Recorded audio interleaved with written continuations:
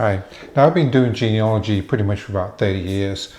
And I was speaking to another genealogist this weekend about how much has changed since we started. About 15 years ago, the internet really started powering into genealogy and really changed how we research genealogy.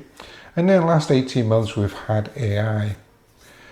So we were talking about some sources that maybe we've gone past and failure to look at. And what I want to do in this video is talk about one of them that I've been part of for many, many years. And I've forgotten a lot about how much it has changed in the last 10 years. And what I want to talk about really is magazines. And this is a Family Tree magazine. It's not sponsored by Family Tree or anything else we're going to see. But I still do get a physical copy of this magazine once a month. I'll read it because I find the articles interesting, even if it's relevant to my genealogy or not. But if I found something that was interesting, I used to get a sticky note, write what I was interested in, put it on the page, and I'd go back to it later. There was no way of going back. But now, really, maybe you all know this, but magazines and things like that are now truly a source, just like newspapers. So what I want to do is feature, using Family Tree as an example, how we can use magazines now as a source. And I have my own library now. My library, as we can see on the screen, is Family Tree, and we can have as many magazines here as like. All magazines now pretty much are digitized. This magazine is digitized through a thing called Bookmark. Now, the reason I get it is I'm here in the US, and this Family Tree magazine is the UK version, so I'm getting all the background of what's going on in the UK.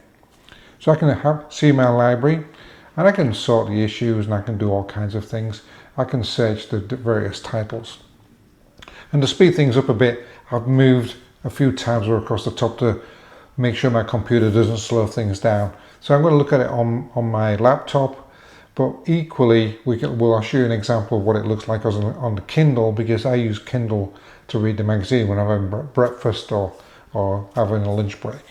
So once I go into the magazines, I can see all the things that are going on there. I can go through the articles. There's a nice little menu here. I can search by all the issues. I can search by the individual issue.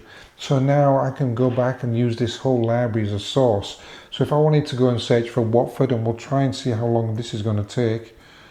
If I want to search for Watford, yes we can. Oh, well let's do this, search all issues. It would have been better if I said search all issues, but you can see how many times Watford's come up, and it's a town I'm particularly interested in. So I can just now drill down into that particular magazine, and use that as part of my research. So that's a wonderful thing to do.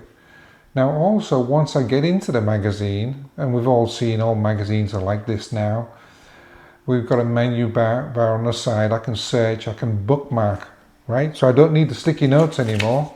I can just bookmark the articles I want and go back to them later and use them in research. I can share it with somebody else. I can print the pages. It's all very, very good. And then I can go back here and I can bookmark a particular page here like this, or I can share it and print the page over here. And there's a whole bunch of different features that you'll like, and you can change this into an article view. So what I typically do is I read it this way as an article rather than using it as a magazine. I find it easy to read it this way, and we can also listen to it. And just a caution here, each internet search engine that you're using, however you look at this, you'll get a different voice. So it's not the magazine's voice here, but it's the different profiles you've got set up. So let me listen to this thing about Welsh here. So, practical steps and research advice. All things Welsh for the family historian. So we are all very familiar with hitting brick walls due to trying to... So we could all sit and relax and listen to that. So we've got the advanced search, we've got audio, and we've got bookmarks, which is really, really wonderful things we didn't have in magazines before. And the other thing I wanted to show you is what it looks like on the Kindle. As I say, I use the Kindle all the time to read at breakfast, and you can see the setup's pretty much the same. I can go through different articles, I can listen to them, I can read them, and I take the Kindle around with me. So when I'm traveling now, instead of putting all these magazines in my backpack as I used to, I can have my Kindle and just read the things I want to read. Now, as I said earlier, perhaps you already know about this, but I get so excited about genealogy stuff, so maybe everybody goes, well, John, we've already seen this, we already know about it. But if you don't, it's just another tool to add to your toolbox. There's lots of genealogy magazines around. Family Tree is the one I use, as I say, because it gives me all things British and tells me all the tips and tricks and things that are going on. It gives me different websites that are becoming available, all the news about genealogy in the UK, place to go, things to see. Anyway, you get the gist of that. So what I wanted to do as part of this, and we'll do a couple more, I think, about genealogy sources that are not obvious anymore. And apologies to people who are already doing this, but I think it's wonderful. And again, I use this, read the magazine, and I use it as part of my research, and maybe everybody else does. I don't know.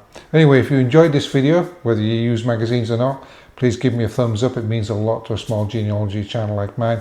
And please subscribe. It means a lot to me to have subscribers, and it gives me feedback about the type of videos that you'd like me to make. Good luck with your search, and let me know if you use a magazine and what you use it for in the comments below. Talk to you all later. Okay, bye.